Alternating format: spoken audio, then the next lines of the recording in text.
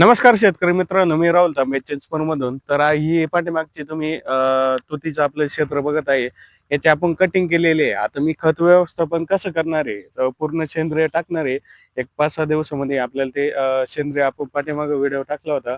तर ते खत आपण बनवलेलं आहे आणि इतर पण शेतकऱ्यांना आपल्याला ते कसं देता येईल ते एक 5-6 दिवसांनी आपण बघूच.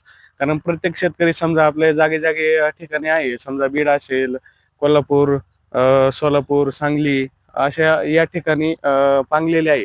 तर त्यांना आपल्याला मटेरियल कसं देता येईल हे बघू आपण. आणि त्याच्या पलीकडं ज्या शेतकऱ्यांना खाली व्हिडिओमध्ये दिसत असेल, तर आपण ज्या शेतकऱ्यांना घरी चॉकी बनवायची असेल, तर त्यांच्यासाठी आपण अंडे पण आपण पोच करत असतो. तर ऑल महाराष्ट्रामध्ये आपले सगळीकडेच अंडे जात असतात. ज्या शेतकऱ्यांना घरी चॉकी बनवून अंडे उबवून आपली चॉकी घरी स्वतः तयार करून जर आपल्याला बॅच काढायची असेल, तर आपले व्हिडिओ पण आहे चॉकी कशी तयार करायची. त्याचे टोटल व्हिडिओ आपल्या YouTube चॅनलवर अवेलेबल आहे. आणि या पद्धतीनं आपण जे खर्च असतो तो आपल्याला कमी करता येतो. सपोज आपल्याला ₹1500 100 अंडीपुंज साठी खर्च येतो आणि जर आपण तीच 100 अंडीपुंज जर आपण घेतली तर ₹3,500-4,000 ला आपल्याला चॉकी घ्यावं लागते. तर मग एका चॉकीमागं जवळपास 2 ते ₹2,500 100 अंडीपुंजा मागं आपले वाचत असतात आणि तेच 2 ते 2,500 वाचल्यानंतर आपण त्याचं पावडर, चुना, विजेता त्यामध्ये आपण खरेदी करू शकतो. म्हणजे होतं काय, आता समजा आमची बॅच होती 250ची. माझे ₹15,000 मध्ये अख्खी बॅच निघलेली आहे. तर हे शेतकऱ्यांना आपल्याला त्यांचा जो खर्च असतो, समजा चॉकीमध्ये त्यांचे पैसे जास्त जातात. त्यामुळे बॅचला खर्च पण जास्त येतो. तर हे पैसे आपल्याला कुठं कमी करता येईल, हे आपण शक्यतो चॉकी घरी केल्यानंतर आणि 90% जवळपास सगळे शेतकरी चॉकी विकत घेतात. पण काय अडचण नाही.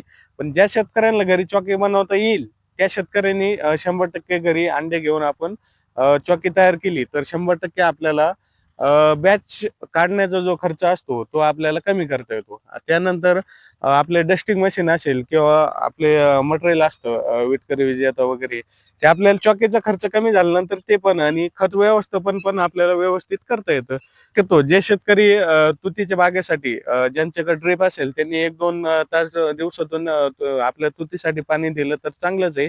आणि ज्या शेतकऱ्यांकडं ड्रिप नाही, तर त्या शेतकऱ्यांनी एक 7 ते 8 दिवसात आपण जर तुतीला परत पाणी जर दिलं, तर हे प्रॉब्लेम पण नष्ट होतात. तर आपण यावर ज्या शेतकऱ्यांना अंडे वगैरे पाहिजे असेल किंवा आपले डस्टिंग मशीन असेल किंवा आपले मरकुऱ्या पाहिजे असतात शेड मेंटेन करण्यासाठी, त्या पण आपल्याकडे अवेलेबल आहे. आपण या गोष्टी धंदा म्हणून शक्यतो करत नाही. ज्या शेतकऱ्यांना या गोष्टी भेटत आहे तिथं त्यांच्या मार्केटमध्ये, लोकल मार्केटमध्ये, ते तिथून पण घेऊ शकता. काही अडचण नाही आहे. पण ज्या शेतकऱ्यांना त्या गोष्टी त्या ठिकाणी अवेलेबल नसेल, त्या ठिकाणी मग आपण ते मटेरियल पोच करत असतो. तर ज्या शेतकऱ्यांना अंडे, मरकुऱ्या किंवा डस्टिंग मशीन किंवा जे आपलं सेंद्रिय खताचं नियोजन आहे पुढं, ते जर आपल्याला पाहिजे असेल, तर खाली दिलेल्या नंबरवर नक्की कॉन्टॅक्ट करा आणि सर्व मटेरियल आपण आपल्या ॲड्रेसवर पाठवू शकतो. तर चला, धन्यवाद.